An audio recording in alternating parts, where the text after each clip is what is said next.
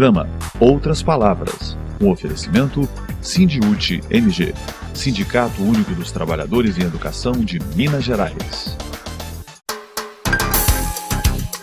Educação em Debate. Conversamos com a professora Analise da Silva. Ela é coordenadora do Fórum Mineiro de Educação de Jovens e Adultos e do Núcleo de Educação de Jovens e Adultos da UFMG. Analise, é um prazer recebê-la. Prazer é todo meu, Beatriz. Muito obrigada pelo convite. Vamos começar, Analise. Qual é a história da educação de jovens e adultos no nosso país e qual que é a sua importância enquanto política pública? Beatriz, se nós pensarmos que a educação de jovens e adultos é para todas as pessoas que, na idade recomendada pela legislação, não foram para a escola, por algum motivo, e a gente vai falar disso no decorrer da nossa conversa, tem 514 anos. É desde a chegada dos europeus aqui ao Brasil que essa dívida social está sendo construída. Então, a importância dela é devolver, já que a gente trabalha com a ideia de que se sequestrou esse direito, devolver a cidadãos brasileiros com 15 anos ou mais de idade o direito a serem alfabetizados, o direito de concluírem o ensino fundamental e o direito de concluir o ensino médio. Em termos de números, nós estamos falando de 13 milhões de pessoas analfabetas no país, de 22 milhões de pessoas que não concluíram o ensino médio e de 33 milhões de pessoas que não concluíram o ensino fundamental. E as pessoas não fizeram isso porque elas não quiseram. É importante a gente pensar o tempo todo que nós estamos falando de pessoas de 15 anos ou mais. Elas não fizeram isso por diversos motivos. Os adultos e os idosos não fizeram isso porque não havia escola perto de suas casas, porque a obrigatoriedade da legislação de que crianças e adolescentes estudassem não existia, porque elas precisaram sair para ajudar seus pais trabalhando fora de casa. No caso das mulheres, porque os maridos não permitiam ou porque elas engravidavam cedo e tinham que cuidar dos filhos. No caso dos homens, em grande maioria, porque tinham que ajudar os pais no sustento da casa e daí por diante. Então não são pessoas que fizeram uma opção, são pessoas que têm um direito que está sendo negado historicamente e é por elas que a educação de jovens e adultos ganha importância e relevância no contexto educacional brasileiro e mineiro, no nosso caso em especial. Qual é a sua avaliação, então, sobre a política de educação de jovens e adultos do governo federal? Nós não temos uma política. Nós tivemos durante muito tempo no país, até a década de 1950, nós tivemos movimentos e campanhas, né? Um desses movimentos é o Mobral, o Movimento Brasileiro de Alfabetização. Outro movimento é aquele que foi encampado por Paulo Freire, com a discussão dos círculos de cultura, com a discussão do movimento de educação do Brasil. E, ultimamente, vamos chamar aí de os últimos 20 anos, nós temos tido programas. E de programa em programa é que se está pretendendo sanar essa dívida social da qual nós falávamos aqui, Beatriz. Avalio que não será possível, não é possível que com programa simplesmente se alcance 88 milhões de cidadãos brasileiros. É necessário sim que se tenha uma política pública, e em específico uma política pública de Estado em relação à questão da educação de jovens e adultos, para darmos conta desse desafio. Mas nesse momento nós não temos uma política, nós temos um conjunto de ações e isso não tem sido encarado como prioridade. E em Minas Gerais, qual é o nosso quadro? Bom, Beatriz, nós não temos quadro de educação de jovens e adultos em Minas Gerais. Infelizmente não temos. O governo estadual ele tem feito ações que são pontuais, como por exemplo o Travessia Nota 10, que até bem recentemente era o Cidadão Nota 10, que na verdade é a forma como o governo mineiro nomeia o Programa Brasil Alfabetizado. Como eu disse anteriormente, nós estamos em educação de jovens e adultos trabalhando a partir de programas. E esse programa, o Travessia Nota 10, ele acontece no norte e nordeste de Minas.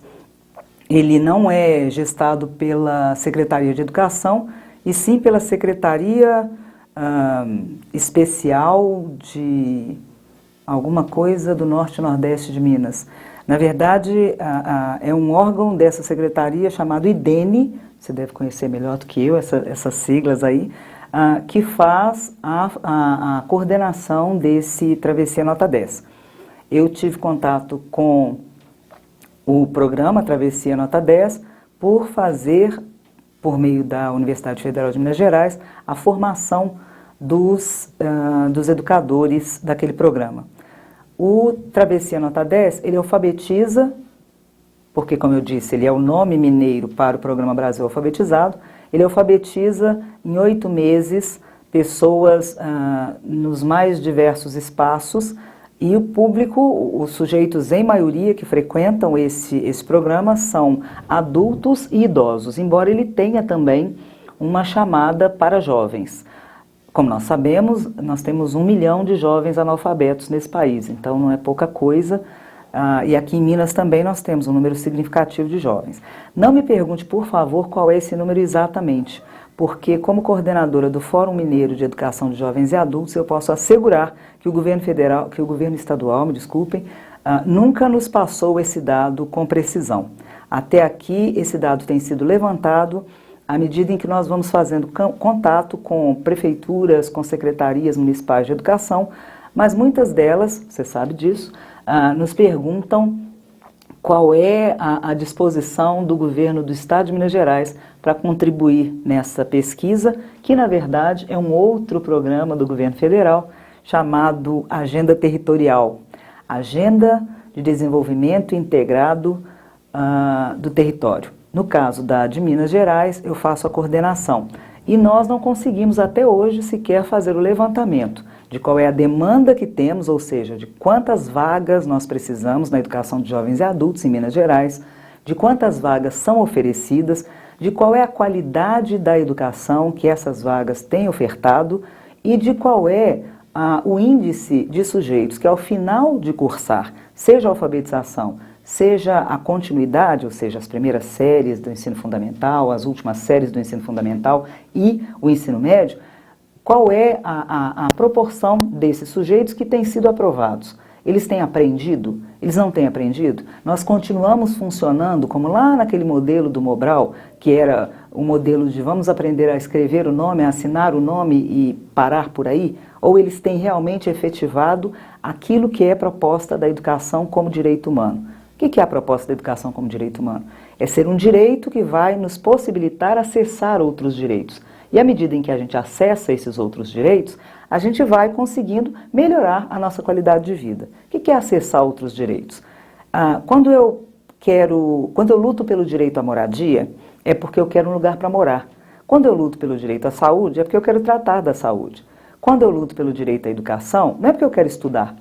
Não é por isso. É porque a educação vai me possibilitar lutar melhor pela moradia, vai me possibilitar saber se o remédio que o médico está me dando é um remédio que eu posso tomar ou se eu sou alérgica a ele, saber se aquilo que eu estou assinando lá na minha carteira de trabalho é aquilo que meu patrão realmente acordou comigo ou se eu estou sendo ali passada para trás. Essa que é a função social da educação. E se jovens, adultos e idosos continuam tendo esse direito negado, e aqui em Minas Gerais, se nós não temos nem o dado de qual é o número desses sujeitos efetivamente, porque trabalhamos somente com o número que o Estado nos dá e sabemos que existem muitas outras iniciativas de alfabetização e de escolarização, nós continuamos não tendo como efetivamente garantir que esses sujeitos acessem esse direito previsto na Constituição Federal. Annalise, nos fale sobre a Carta do Fórum e qual que é a sua importância. Os fóruns no país inteiro, Beatriz, existem desde 1997. O primeiro foi o do Rio de Janeiro, o nosso é de 1998. E desde então, nós nos fóruns reunimos sociedade civil, gestores, movimentos sociais, estudantes, educadores, para discutir e para ver quais são as nossas possibilidades de apontar propostas que possam incidir na elaboração de políticas públicas de educação de jovens e adultos. Um outro desafio enorme que nós vivemos é o do financiamento, Beatriz. Financiamento é desafio para todos, né? Mas para a educação de jovens e adultos, o financiamento é um desafio maior, porque em relação ao Fundeb, que é o Fundo Nacional de Desenvolvimento e Valorização dos Trabalhadores em Educação, os educandos, os estudantes da educação de jovens e adultos, eles não têm isonomia, ou seja, eles não recebem no custo aluno, eles não recebem uma bolsa, tá, gente? Não é disso que eu estou falando, não, tá? Eles, no custo aluno, eles não valem o mesmo tanto que vale um estudante de outra modalidade. Então, se nós falarmos, por exemplo, do jovem, do adolescente de 12 anos de idade, que está na 7ª série, e se ele vale R$1, no caso do jovem adulto ou idoso da 7ª série, lá da educação de jovens e adultos, seja 7º ano, seja módulo, seja o que for, tá? Qual que é o valor que ele recebe pelo Fundeb? É 0,08. Ele não vale R$1, ele vale 80 centavos.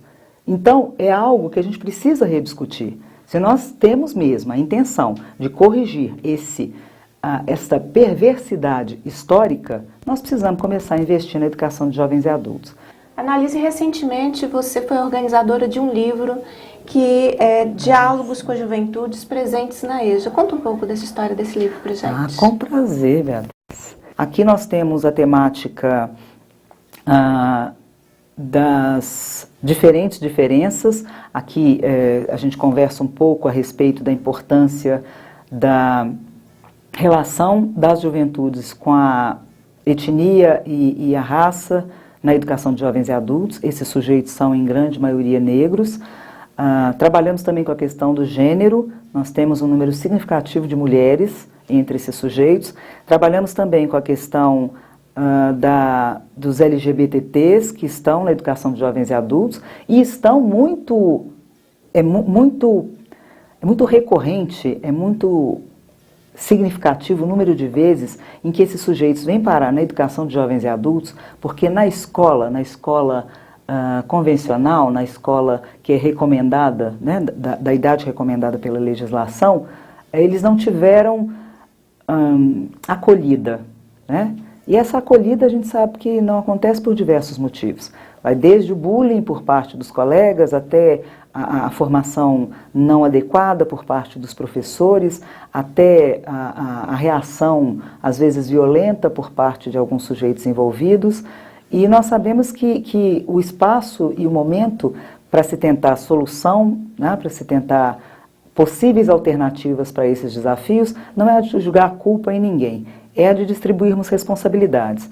E foi com essa intenção de distribuir responsabilidades e assumir as responsabilidades que eram suas, que os 80 educadores que dialogam conosco nesse livro se manifestam e dizem as possibilidades que eles avaliam que existe para que a gente faça um trabalho de qualidade social, um trabalho que considere que essa juventude tem a marca de ser a juventude trabalhadora.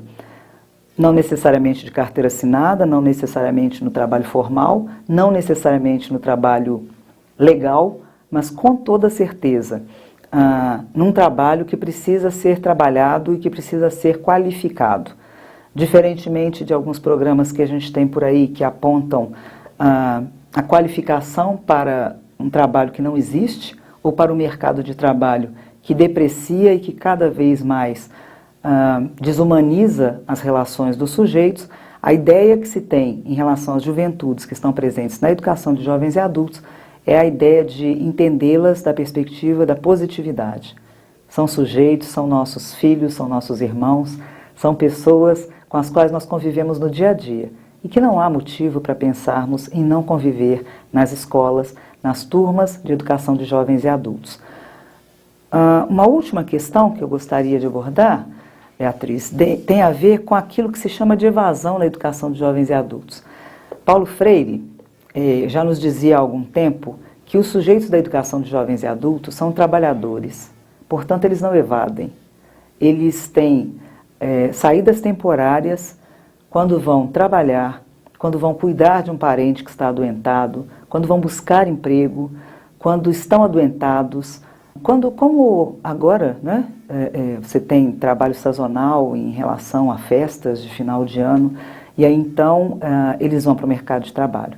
Vão porque são sujeitos que não são das classes abastadas e que precisam se sustentar e sustentar por vezes suas famílias. E nós precisamos começar a pensar flexibilidades para a educação de jovens e adultos. Flexibilidade curricular, flexibilidade de horário, flexibilidade de temáticas a serem pensadas e propostas, para que esses sujeitos não tenham suas turmas fechadas, como nós temos visto acontecer. Como se fossem pessoas, como se fossem estudantes e não trabalhadores que estudam. Beatriz, eu quero agradecer muito a oportunidade de estar aqui com você no Outras Palavras. É, para nós da educação de jovens e adultos, uma satisfação enorme. Você teve a oportunidade de conhecer um pouco mais sobre o Fórum Mineiro de Educação de Jovens e Adultos, sobre a importância da educação de jovens e adultos, na conversa com a professora Annalise. E parabenizá-la também pela organização deste livro. Muito obrigada.